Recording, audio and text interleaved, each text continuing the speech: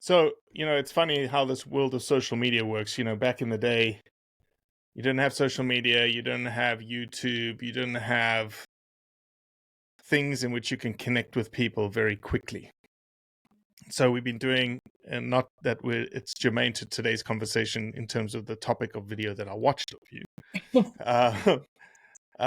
But I was just scrolling through YouTube trying to find as many rhino documentary pieces that I could find as we're getting into the Gotcha. rhino documentary business. And I came across a TED talk that you had given, a TED talk at your university, Monticello, University of Arkansas, Monticello. And it's on the rhino trade. And I was like, a professor is in Arkansas talking about like rhino horn trade? And so I just randomly reached out. I got your email. I was like, man, hey, why don't you come on the podcast? I'd love to have good conversations with good people. And you're like, well, do you want to talk about rhinos or perceptions of trophy hunting? And I was like, We do it all here. I'll start with perceptions. I'll take perceptions for 500, Alex, please. Wonderful. Dr. Elena Rubino, welcome Yep. to the Blood Origins podcast. Thank you very much. Excited to be here. First podcast. You've done a couple of podcasts before. First one. Well, you're my second.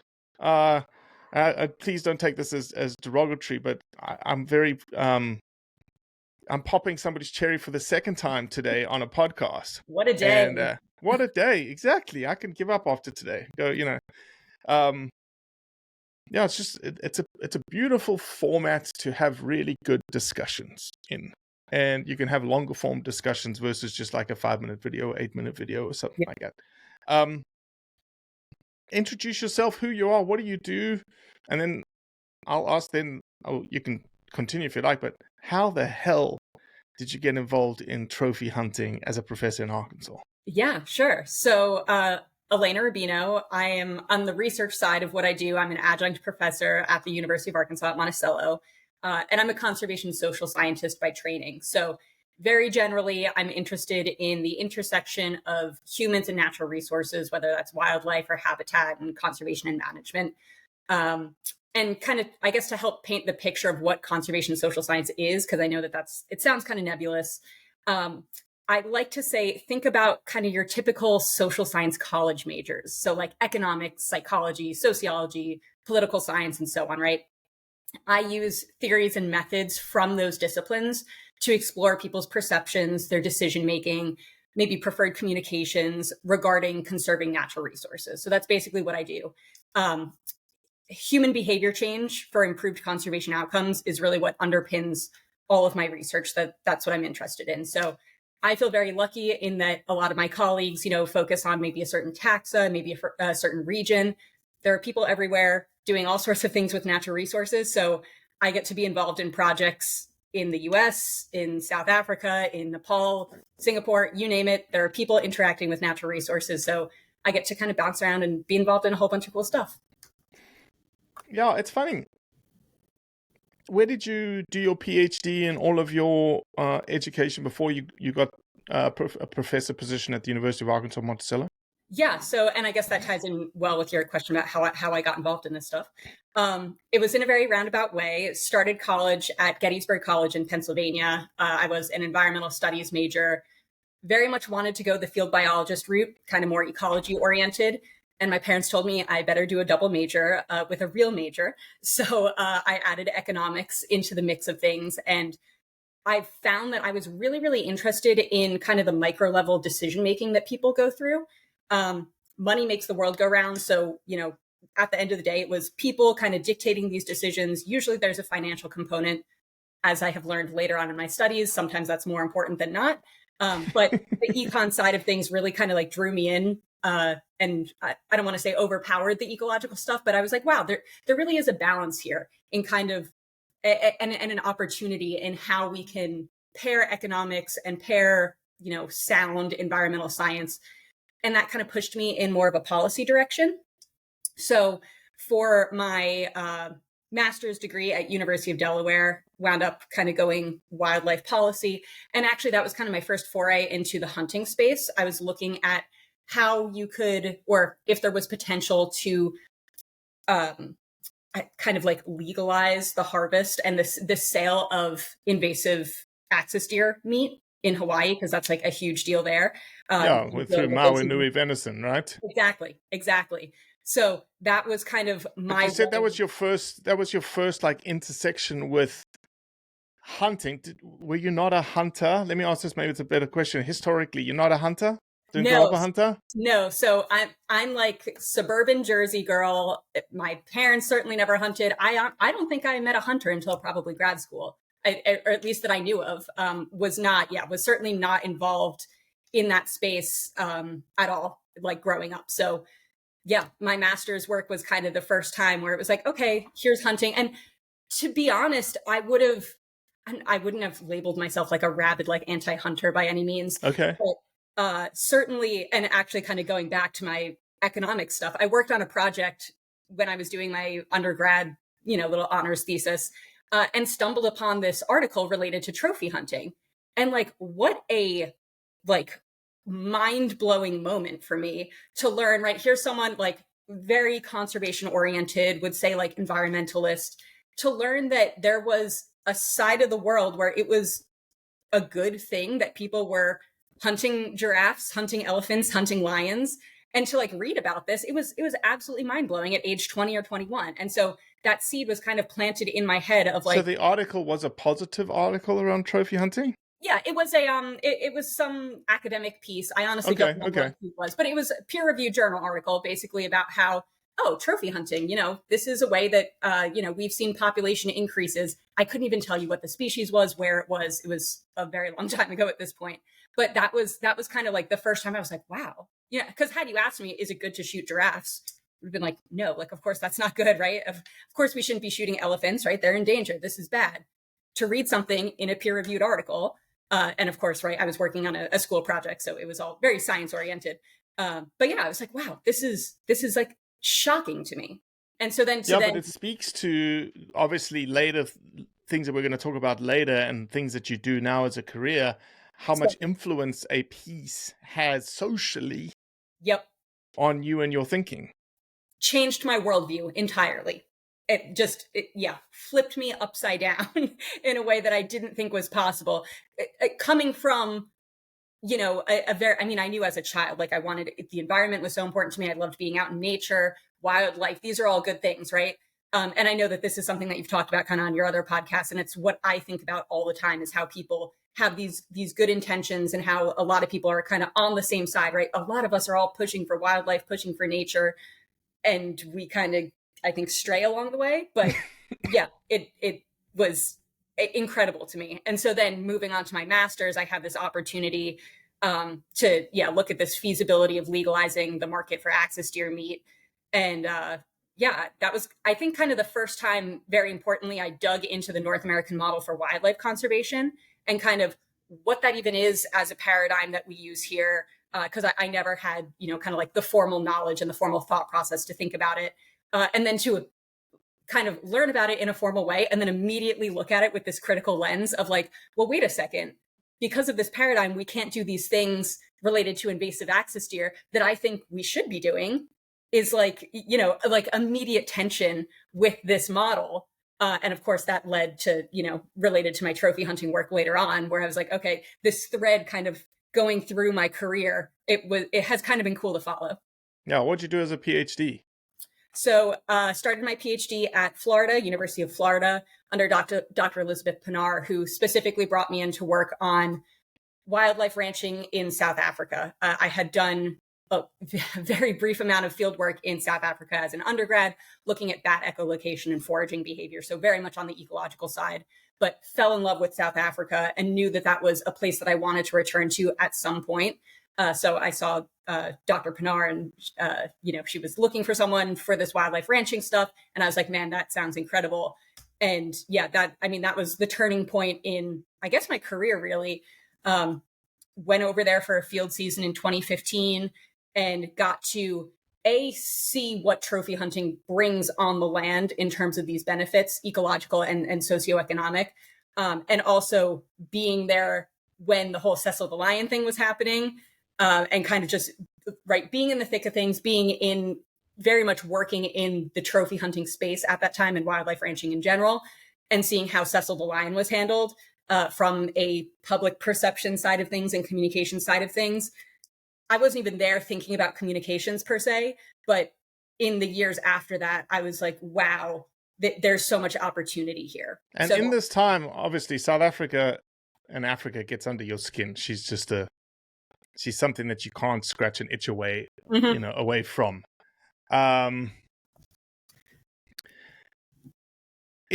During this time, still as a PhD student, you're still not a hunter, and I assume you're not a hunter today. I actually, within the past year, have started white-tailed. Okay. But before, you were still not a hunter. You're in the African environment, not as a hunter.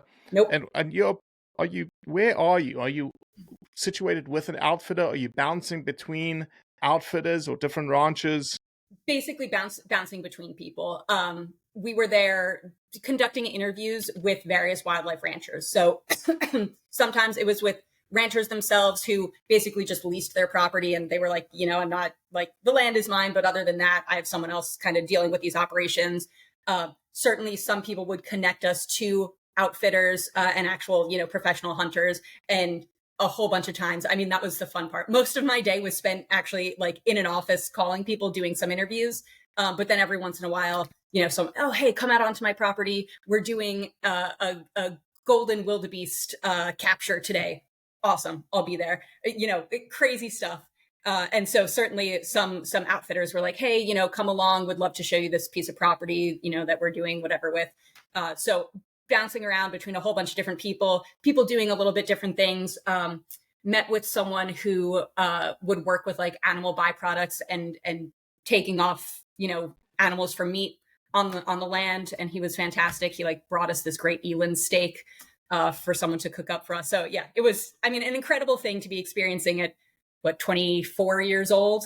And just, did you get to see people hunt and kill things? I just wonder, my gut says no, but I wondered if that would have changed perceptions at all of the situation. Not freshly killed. Did get to go through like a mobile abattoir, which was really cool. And see, animals in the process of being processed, but didn't actually see anyone hunt and kill an animal like right in front of me. Mm-hmm. Mm-hmm. So you finished your PhD. What was your PhD in? Was utilization? Was that what you were talking about with these wildlife ranches? The utilization, the game industry, wildlife industry in South Africa? So that was really just more of kind of a side project. My actual thesis was on the rhino horn trade utilization side of things. Oh, cool. We'll get to that next. Cool. Well, we'll save that one for a different podcast. So have you continued that thread of sort of understanding? Because again, I think this is a field that has sort of emerged very much in the last, 10 to 15 years, I would say, maybe longer, 20 years. And I forgive any social scientists that are listening to me right now. But when I was in university in South Africa, going through my bachelor's, my honors, my master's, before I came to the States in 2003 to do a PhD, I don't think I ever heard the word social science. Yeah. And that's exactly why I wanted to kind of like define it in the beginning, because it is a relatively new field. Within the past 30, 40 years. So certainly. So maybe I'll ask a tough question to start with, which is always what I like to do. If perceptions and social science and people like talking about activities is so important, why do more people not know about the benefits of the activity of hunting than not? I would say that means that we're not doing a good job getting that information out there. And in fairness, there's always like two sides to the coin, right? There's like the awareness side of things, which is usually a much larger side. Think about how many people are out there, right? And how many, like, I know that there's tons of podcasts and there's tons of videos, right? The problem with a lot of that type of media is you have to be seeking it to go and learn about the thing, right? It's very rare that, right, someone as a non-hunter, I just kind of like stumbled upon this, right? Like through like this weird series of events, here I am.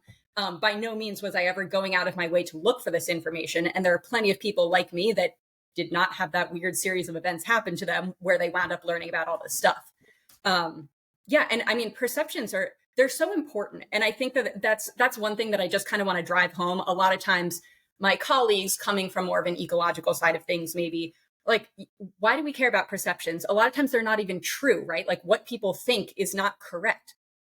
Perceptions are everything because that's a huge component of what's driving people's behavior. And at the end of the day, most people recognize that human behavior is very, very important. But those perceptions, whether they're right or wrong, are what's kind of tilting people in one direction or another. And there's lots of other things that go into behaviors and decision making, but perceptions is a huge part of that. So making sure that people are aware of, and again, the flip side of the awareness coin is that making sure that what we're saying gets out there, that we're saying the right messages, and that the messages that we're giving are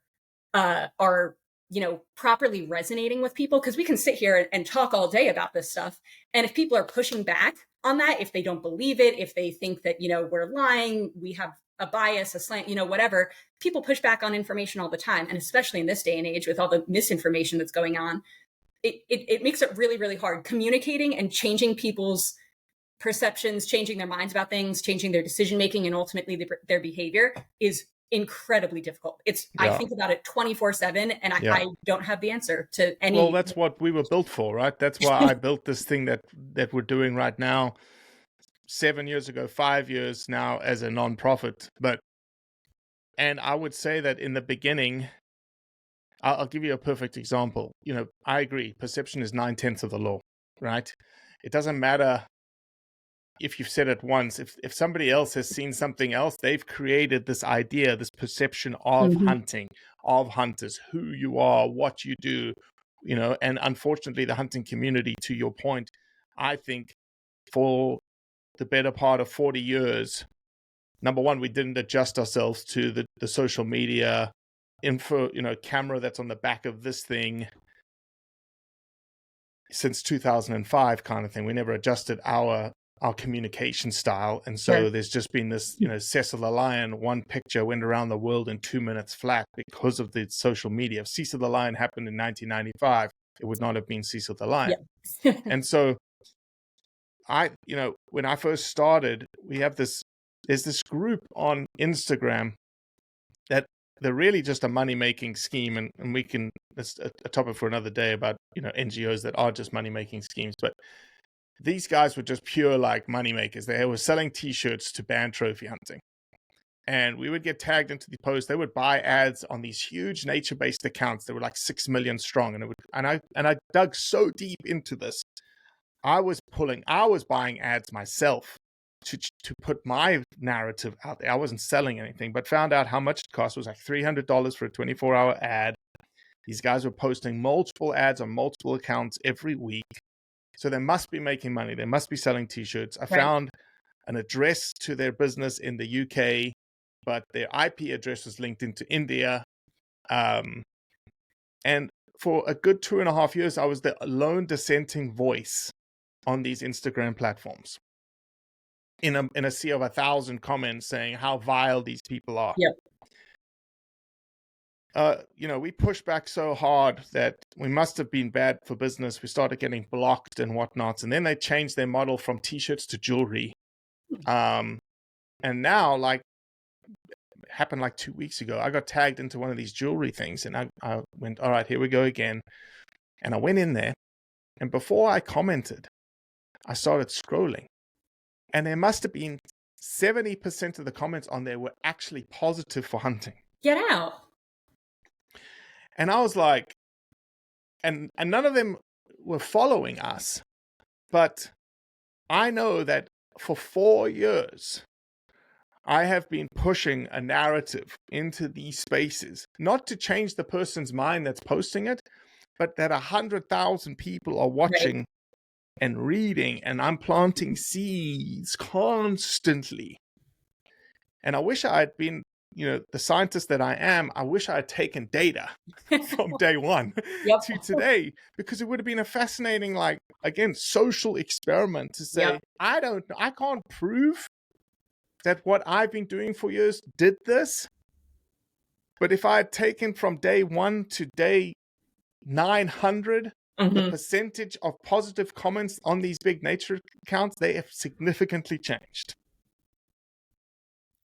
It's huge, and I'm so glad that you're doing that. And I mean, I'm sure, right? This is a collective action kind of thing where people are pushing back on those narratives, and I think also part of it is doing it in the right way, right? Like and I understand it's very frustrating to basically have people constantly bashing you and what you do, and especially, right, like my family's been doing this for however long. This is essentially like a cultural thing to me, and for people to just hammer on it all the time.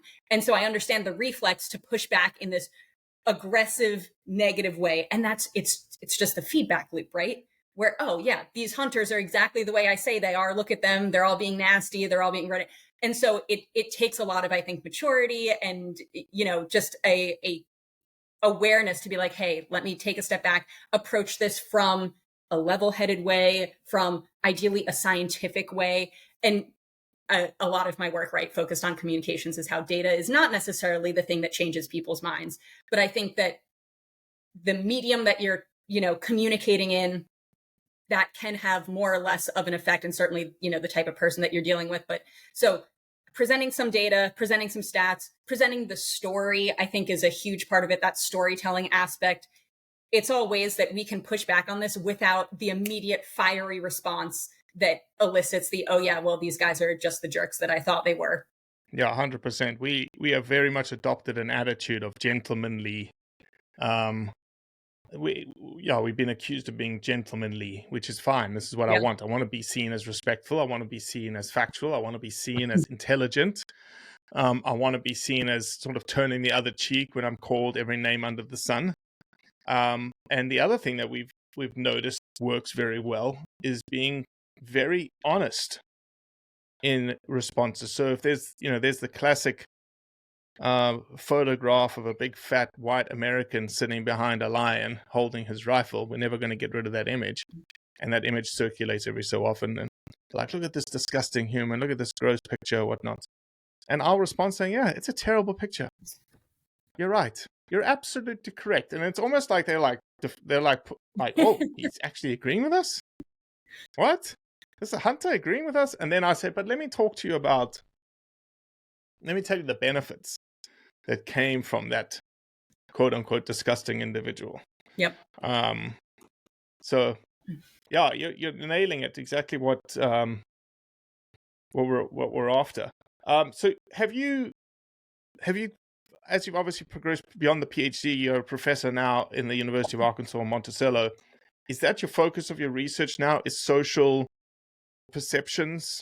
Are you focusing specifically on hunting still and trophy hunting, or are you just all over the show in the environmental space? I'm a little bit all over the place, certainly depending on what funding needs are there. A lot of my work now is more, I don't want to say Arkansas centric, but southeastern US centric. But the trophy hunting perceptions thing was really, that was kind of a pet project of mine that I was able to bring a fantastic graduate student on, Eden Rosing, who's now doing her PhD. She was wonderful. And she, as an undergrad, looked at some deer hunting, like she'll say it herself. Was it very American-centric? The trophy hunting was American-centric? Yes. Yeah. So this line of work that I had put together was specifically looking at US resident perceptions of trophy hunting because of the experience that I had when I was in South Africa, coming home then, right? So that happened, summer of 2015, something like that, coming home and having everyone, all my friends, all my family, oh, what were you doing this summer? Oh, I was in South Africa working on trophy hunting. Oh my God, isn't that so awful? Isn't that so disgusting? Right? It's the immediate response. And you're like, oh man. So having lots of conversations with people to explain those benefits, explain what I saw on the ground, which was incredible to see, like the actual, I mean, you can talk about it as much as you want. You can even show pictures as much as you want, but being there and say it all the time. We say it all the time. We're like, at the end of many discussions and conversations when they're like, I just don't like it. And I said, fine. But the door is open for you to come see it. Mm-hmm. Because when you're sitting across from someone who's lost a loved one from an elephant, or you're sitting there and you watch a group of school children receive their hot meal because the venison got delivered from the hunting outfitter, it will change your life like it changed yours. Yeah, it really, I mean, there's nothing else like it. And I would try to show with pictures. And going back to that kind of perceptions and communication side of things, I found that most people, in having an actual conversation, oh, I didn't know about those benefits. I didn't know that people actually used the meat from what they killed. I didn't know that in paying for, this one animal to get shot, it created, it generated an incentive for this whole piece of property to be conserved, right? Like, people don't know that. And that's the awareness thing. And they only know, yeah, I saw the giraffe get shot and the rich white guy behind it, or, whatever it is. They see the image and they're going to piece together whatever narrative kind of makes sense in their mind, because for a very long time, and probably still, we're a minority voice that's trying to get this message out, but it's not out there as much as, the prevailing narrative. So to me, once I have those conversations, I can tell you like 90% of the people that I spoke to, oh, I didn't know that. That actually kind of changes how I'm viewing about this. Now, there's always, some people that, from a moral perspective, and that's where my rule of thumb is, this conversation is kind of over, because the lens that I look at it, a very like kind of conservation oriented lens, is, well, the individual of that, one animal that was shot, the cost of that is not there. There's so much benefit from everything else that occurred from that. From a moral perspective, when people are saying, well, but that one animal, still, it's an equal playing field. That's not my lens that I look at it through. And I can't, right? Like, I'm not going to tell you that your lens is bad, that my lens is better. So at this point, the conversation is usually over with. And hopefully I gave them some food for thought. Maybe the more they hear other people with that similar kind of lens, maybe it'll change their mind. But at a certain point, the values and kind of the moral lenses are too different. Yeah, I think the biggest, not biggest is not the right adjective. I think the best outcome I typically will get to, and maybe the final outcome before it gets to that, like, I just morally don't agree with you. And it's like, well, okay, then we're never going to agree. All right. The response is, I don't like it, but I understand it. Yep. And I'm like, you're my guy. You're my girl. Because I don't expect you to like it. I'm not asking you to like it. I'm not asking you to love it or do it. I'm just asking you to see beyond this lens that you have, or this sort of hurdle that you have about liking it or loving it, but agree that it's a good thing for what I just showed you, for the people. It's a good thing for wildlife. It's a good thing for communities. Those are the things that I want you to agree with me on. And you don't. That's the beauty about, and that, unfortunate, is a symptom of today's society, right? Is that you're not allowed to, more often than not, dislike something, but agree with their opinion. Sure. And that's where, so this line of research that I have been working on is grounded in this idea of the social license to operate, right? And so it stems from basically like mining communities, and right, this idea that a lot of people they recognize there are a lot of bad things that come with a mine being operated in your town, in your city, whatever it is. But there are kind of certain steps that you have to go through for this mine for people to really feel like, oh yeah, like we're good with this. We're okay with being a mining town because of this set of benefits that we go through. And there's legitimacy, credibility, and trust are basically kind of these three levels to this pyramid. And what we did was we looked at that from a trophy hunting, side of things, right? So this social license to operate is so important. And that's why, just because you live in the mining town doesn't mean that, you want to work in the mine, that you want to own the mine, whatever, but you recognize there are benefits that come from having this mine here. So we're generally okay with that. And eventually we think it's legitimate. We think that there's credibility to it, and we trust these people. So we'll have that industry here. And it's the same exact thing with trophy hunting. And it's why it's so important for people to have, for those perceptions to work their way up the pyramid, because that's what allows trophy hunting. Again, you don't have to be a part of it. You don't have to agree with it, whatever, but you have to be okay with it being here. So what did you put in place? I'm assuming it's finished now, right? Yes. Yep. The survey and the study are all done. We have a couple papers published from it and a couple kind of in the process. Okay, so it was a survey methodology. How did you put it out? And let's just start there. Yeah, so it went out to 2,000 US residents. It went through a Qualtrics panel. So basically, they go and make sure that the sample of people that they're sending our survey to are in line with, I think it was the 2020 US Census. So, right, in terms of the gender split, the age split, education split, things like that. And it was sent out online. So 2,000 people received the survey. And what was the survey? Give me an idea of what kind of questions they were responding to. Sure. So we kind of worked them through first some questions. First, we kind of have to be a little bit clever about how we frame these things, right? So first, this is a survey about wildlife conservation, right? Very not controversial. People should be kind of willing to take a survey on this. So there were some very general kind of conservation related questions, just looking at attitudes, mostly trying to ease people into the survey. Then we went on to ask about kind of perceptions about hunting and attitudes towards hunting. And you used that as an adjective. You didn't say perceptions of trophy hunting, or did you just say hunting itself? So we worked our way to trophy hunting specifically. Okay. So first we're looking at, and basically we were kind of recreating, I know you're familiar with Dr. Duda's work and responsive management's work related to hunting, kind of started with that, mostly because that gave us a nice kind of comparison where we could basically double check, okay, here's what we saw. We know that this is what responsive management tends to get. Are we seeing that these are comparable results, which we did. So that was great. And kind of very similar sets of questions related to, regulated, legalized hunting, the important keywords there, moving on into, perceptions about, well, when you hunt these species, what happens? When you hunt with these methods, what happens? Then we tightened the reins a little bit and brought it down to trophy hunting. And we put together basically this messaging experiment where we looked at how framing the idea of trophy hunting, how that might change people's acceptance of trophy hunting at the end of the day.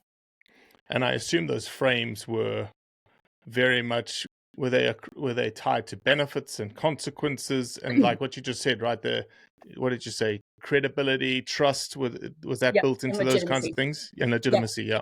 Yeah, so the survey was very, very involved, and there's kind of different pieces to it. But basically, we were looking at, first off, could we model approval and acceptance of trophy hunting using those three measures, essentially? And the answer was yes, which wasn't particularly surprising, but it makes sense within this social license to operate framework. So yes, basically when those scores in terms of legitimacy, credibility, and trust went up, approval for hunting, trophy hunting specifically, went up. So that was kind of the checkbox there. And then from a message testing side of things, right? Because that's kind of the first set of questions is, well, is there acceptance for trophy hunting, right? Is there a social license to operate in the trophy hunting realm? Yes, it's very weak, which shouldn't be surprising to anyone. People are not generally approving of the idea of trophy hunting. Yeah. But made sense in terms of what was that percentage? Did you find, what was it? Do you know? Oh boy, I printed super low, like less than 10%. So I don't have those percentages. I can tell you on a scale of 1 to 5, we were in maybe the 1.5 area, something like that. Okay. It was somewhere between 1 and 2. So very low, essentially. Yeah.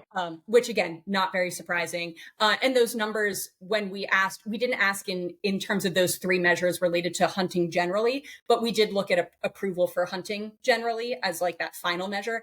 And that was maybe 3.5, something like that. So a little bit above neutral into that approval range. So just goes to show you, when you talk about regulated, legalized hunting, broadly speaking, Americans are very much on board. There's very much a social license to hunt.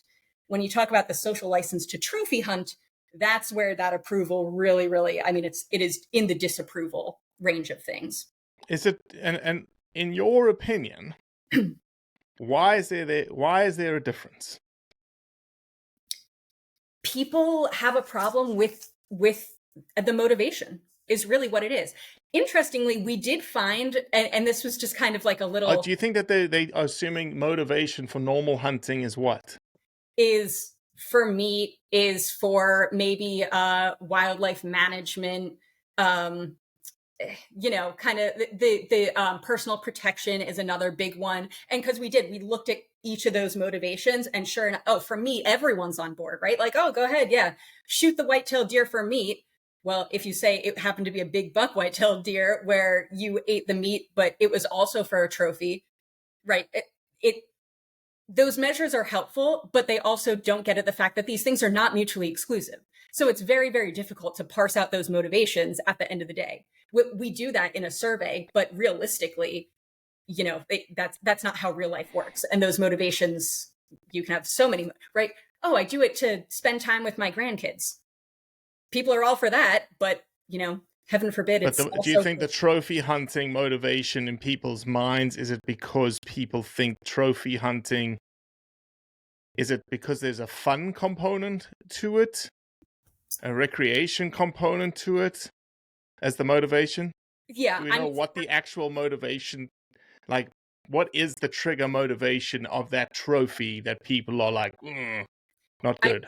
I think the idea of killing for fun is something that people kind of feel is icky, is my guess. I think also, so in fairness, in our survey, when we were specifically asking about trophy hunting in that message testing experiment, we put the context as Southern Africa, may have specifically been South Africa, but it was certainly Southern Africa oriented, which I think also changes people's minds, which is kind of absurd when you think about it, right? Like, people don't have the same, like white-tailed deer, some other trophy hunting, that acceptance maybe is a little bit higher compared to an elephant or something like that, right? Like, people hear endangered species, they hear elephant, I'm sure they think charismatic megafauna, right? These are all things that drive down that approval for trophy hunting.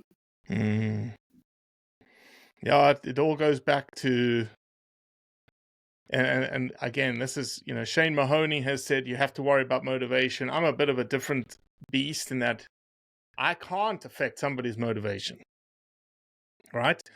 People, I would say the vast majority of people that go to hunt in Africa go because it's going to be an adventure of adventures. And the hunt itself is fun. That's why you go do it, right? You go do it because of the people and the places and the stalk and the adventure and the adrenaline and whatnot. And unfortunately, that fun moniker is also tied, or outside of the hunting space, that fun moniker is tied in with killing of an animal, and that you are finding it fun to kill that animal. And I think that's why we exist. I think we as a hunting community have done ourselves a disservice in truly explaining. I'll say one thing that will go right against that is, yes, it's fun, but honestly, when you think about the whole philosophical purpose of hunting, it's defined by chasing and stalking, and there's inherent failure in it. But there's also the finality of hunting is killing. Yep. Which is actually anticlimactic, because you're a hunter. You like to hunt. And yes, the purpose of hunting is to kill. Otherwise, we would be hiking. But the idea that killing is fun, in the moment it may be, but actually afterwards it means it's over. Yep. And what you've been building on and working on for 2 years is over. And in most societies, that thing, when it's over, is not, the fun's gone. Because of that, the thing that you say is fun. The other thing that I think which may help the whole situation, and I've been having these conversations the last 2 days, is, tied in with trophy hunting is this idea that, and maybe you explore this a little bit, is how unethical hunters are and how cruel we are, and that we have no morals when it comes to wildlife. Wherein it's the exact opposite. Like, show me a community that cares more about wildlife, and I'll stop hunting. You can't, because when you think of an animal welfare chart, what are the things that you're looking out for animal welfare? Well, number one, let's just talk about the hardest part, which is the kill. Show me a community, even in the abattoir community, that's killing animals all the time that they practice killing. And why do they practice killing? Because in the action of hunting, to succeed in hunting means killing the animal. So you want to be as successful as you possibly can be, which means you need to be as efficient as you possibly can be, which means you have to be as lethal as you possibly can be, Yep. which means you're actually constantly thinking about animal welfare. And because if you weren't, you just haphazardly just shoot an animal wherever, because we don't care if we get it or not. Again, it's the opposite. The habitat that we're protecting, the habitat that we're creating, especially in America. Think about the private whitetail landowner that's constantly improving his habitat. For what reason? To give the deer the best habitat they possibly can. It's like a farmer and their cows. Same scenario. But have we ever heard the hunting community champion those ideas, those ideologies? You're absolutely right. I mean, right, the idea of like hunting versus shooting but I mean, everything you just said there is what needs to be communicated, and not just from, these NGOs, from people with podcasts, right? Like just the average hunter who posts the selfie of them next to the deer with I actually, in one of my classes with my students, I put up these two pictures, right? And one of the pictures is this guy, like, I don't know, he's got a backwards hat, cigarette hanging out of his mouth. He's got this deer in the back of a truck. There's blood everywhere. The deer's tongue is hanging out, right? And like immediately one of my students is like, hey, that looks like my cousin. I was like, guys, like this is not, like, the whole idea is this is not the image that we're going for. Versus, however, this, kind of like what you were describing before, like the fat old white guy who, like, not a speck of dirt on him behind like this huge buck, right? And from the hunter perspective, they're looking at the guy on the left with the cigarette hanging out of his mouth, like, hey, that's me, the guy who was out there in the woods, doing the thing, and I think we just need to do a better job, because most people will look at that hunter on the right, pristine and everything, and that's what a hunter should look like. And from a hunting community perspective, maybe we have different ideas about those two images.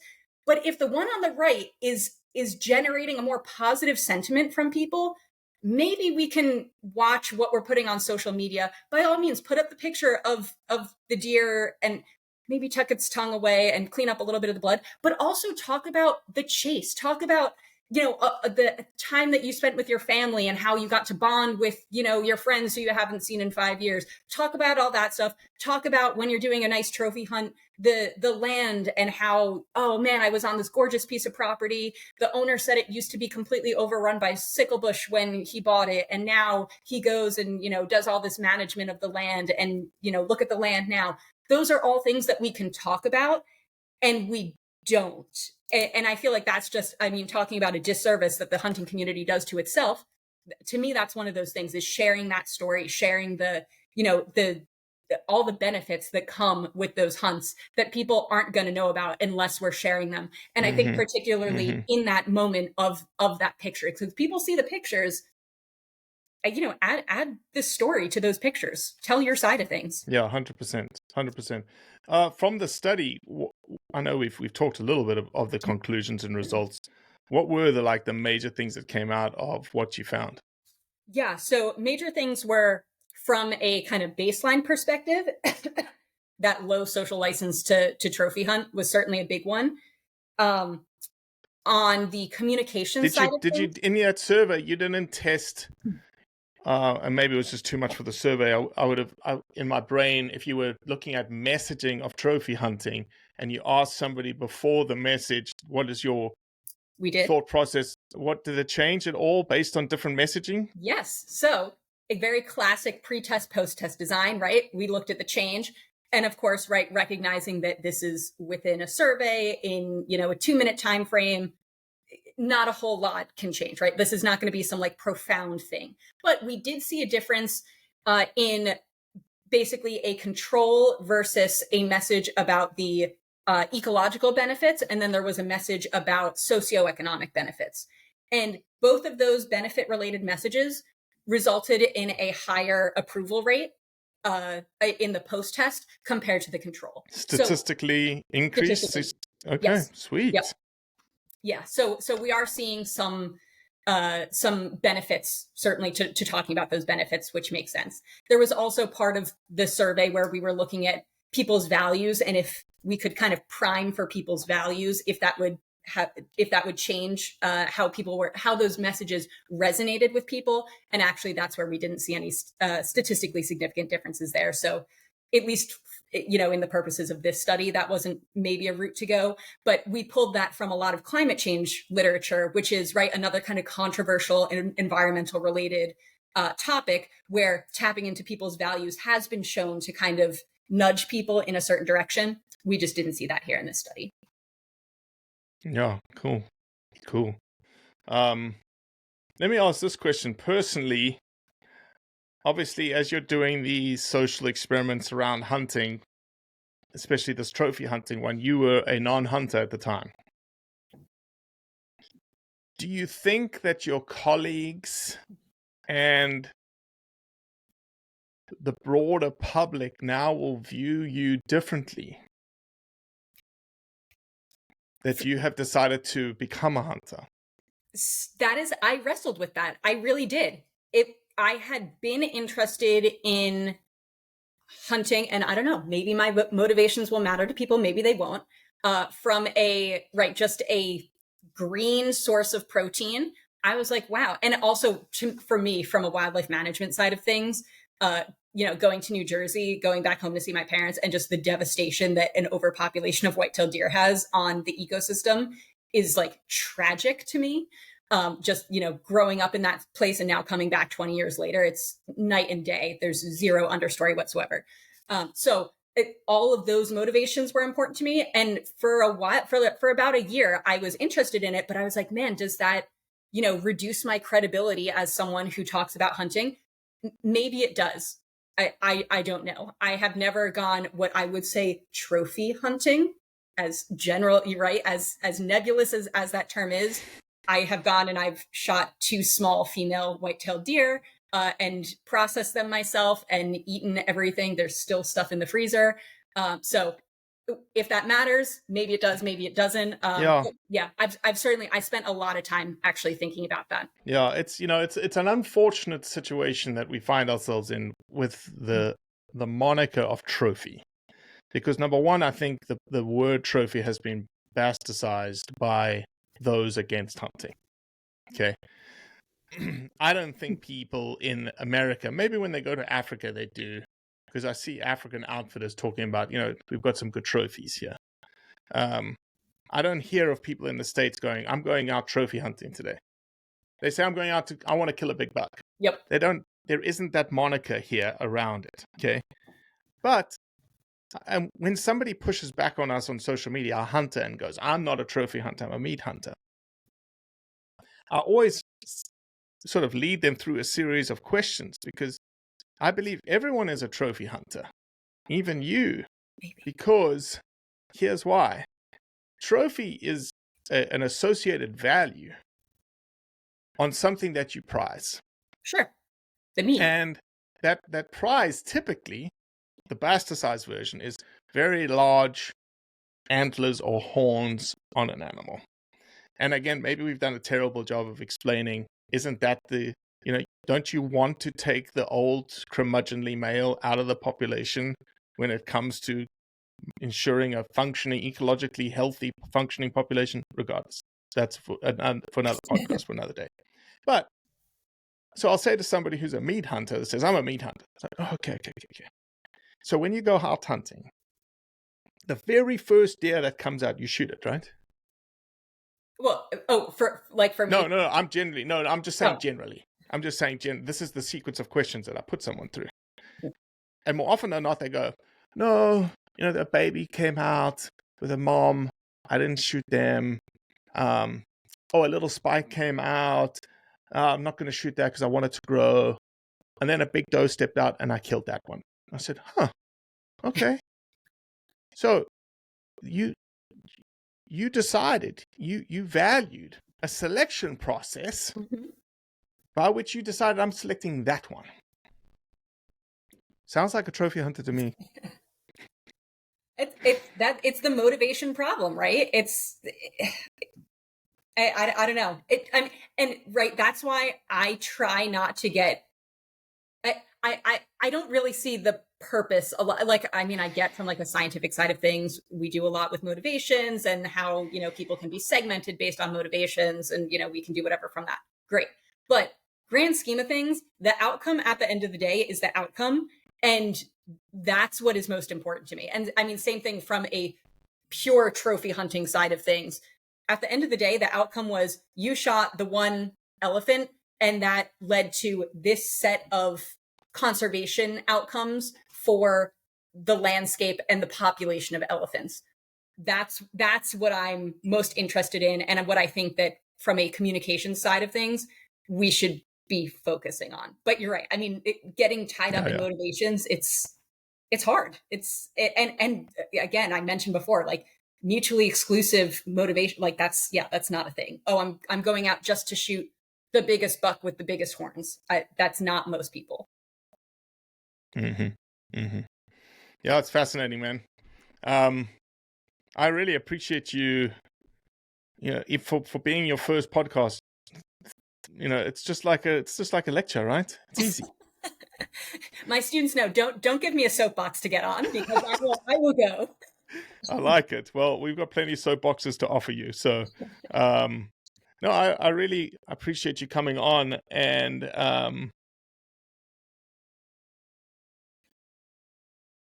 talking about your trophy hunting research thus far and what you found. Did we miss anything? I don't think so. Covered a lot here. Oh, good. Well, we'll definitely have you back and talk about rhino trade. And then anything else you want to talk about, just think of this as an open platform. You're like, hey, I've got to talk about something. I want to get on a soapbox, and I want you to challenge me on my soapbox. And I said, no, I can do that. That's easy. Beautiful. Well, thank you so much. Where can people find some of your research if they're interested? Google Scholar, just Elena C. Rubino or Elena Rubino, it would probably come up as well. I have a website, rubinoresearch.com, that has all my contact information and things like that. So please drop me an email. Would love to chat. Would love to collaborate. Yeah, very much an open book. Awesome. Well, I appreciate you, Elena. Thank you so much for your time. Thanks so much. Have a good one.